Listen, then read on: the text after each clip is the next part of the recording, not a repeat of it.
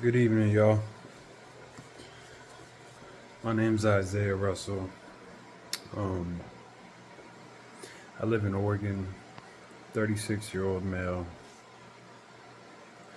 I just, after today's events, I just felt a calling to, one, pray for Charlie Kirk and his family and the pain that they're feeling right now, especially his wife and his kids. And two, pray for America.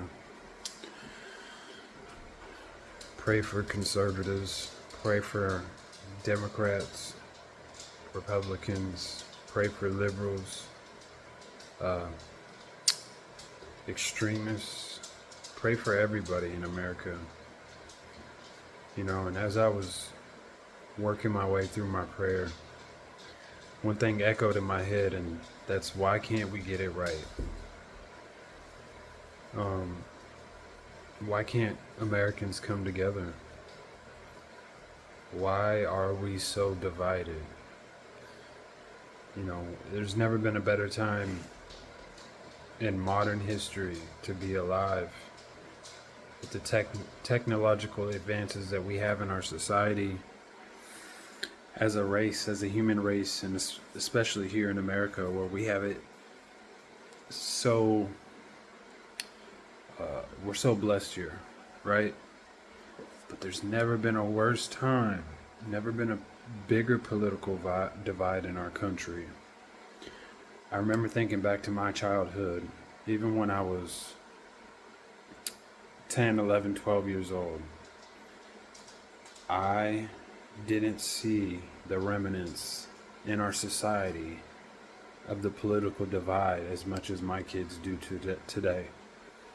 They know what a Democrat is, they know what a Republican is, they know what the right is, they know what the left is, right?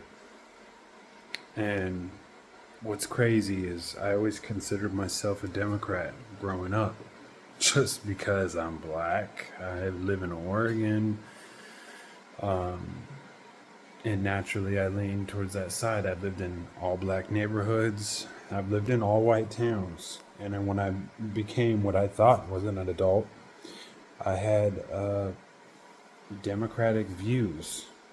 You know, black people are treated poorly. Cops are brutal. Slavery was bad. Let gay people love each other, right? Very simple concepts. And as I've aged, I still believe in a lot of those things, but a lot of them have kind of dwindled with facts and education and knowledge that I've accumulated on my own. And, I'm in my mid 30s now, and I consider myself a conservative. I voted for a conservative president in this last election for the first time.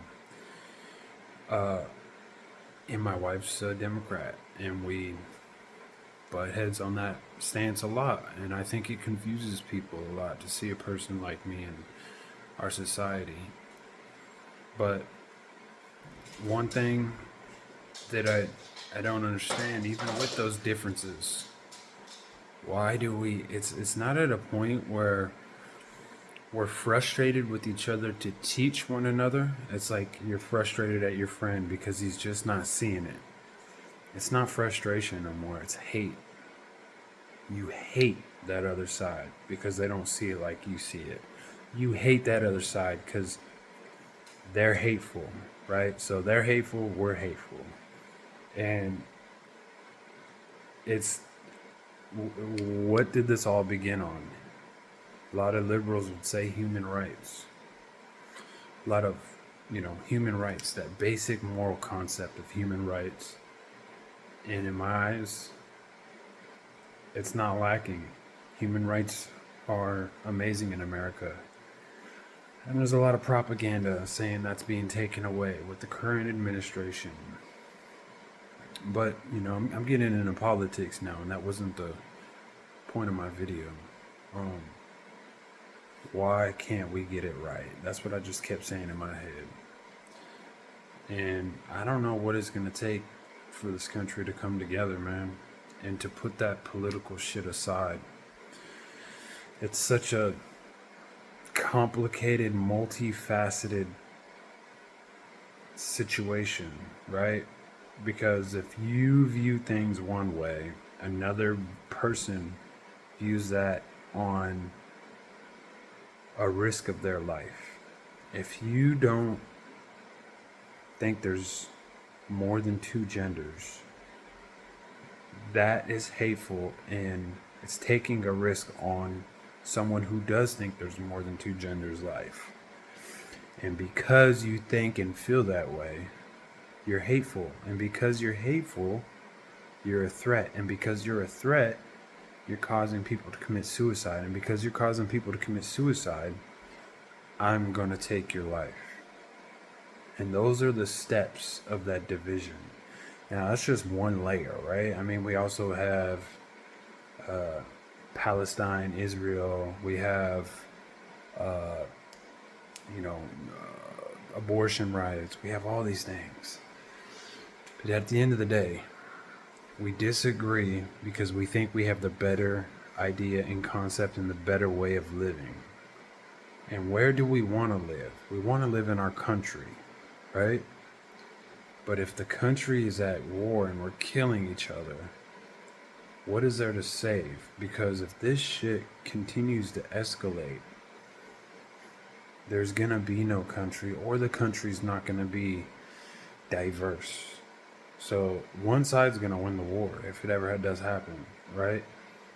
And if your side loses, what do you think the country's gonna look like? Do you think there's gonna be any freedoms that you have now? And I'm not saying you should just lay down, take it. I'm saying somebody, anybody, bring us together. Somebody bring this fucking country together. God, bring this country together. I'm begging you. I don't know. I wasn't a big Charlie Kirk supporter. I don't watch a lot of his videos. When they come on, I'll watch them, right? Like, he makes fucking amazing points. He's a great debater. And I would watch his videos. But there's some other conservatives that are more appealing to me. So I watch their content. But the man died today for speaking on things that he's passionate about. And something about his death has just been killing me inside. It's like it was my brother or something, you know? And I'm black. And I'm a new conservative. And I'm not a big fan of his. But that's how dire that bullet felt today when it hit him in the throat. And I was talking to a coworker, and we were just talking about what happened to him, and we were hoping that he pulled through. Saw each other throughout the day. Man, I'm hoping he pulls through. And then I found out he died, and I just got a knot in my stomach, man. And then I saw the video, and it just made it worse. I don't know. I don't hate liberals. I don't even hate extreme liberals. I just don't see things your way. In the country, just because they don't see things your way doesn't mean you can't live a life of fulfillment. But I guess some people think the alternative is war. I think maybe they feel backed into a corner. How do we fix that? How do we bring them to the table? We're never going to align to your ideologies or the things that you want us to align to, but how do we make you understand that you have a seat at the table? Because the further you get away from the table, the more you're excluding yourself, the more extreme you might come. And at some point, there's no coming back. And I say this to my own community, the black community. We got to come to the table. Since I became a black conservative, I've seen a lot more black conservatives that I wouldn't have thought existed a couple of years ago. But the black community has to come to the table. We have to just get back to some of our roots, but we could still be liberal in some capacities. I mean, there's give and pull. We have to be willing to bend, man. But I just want to pray for Charlie Kirk's family.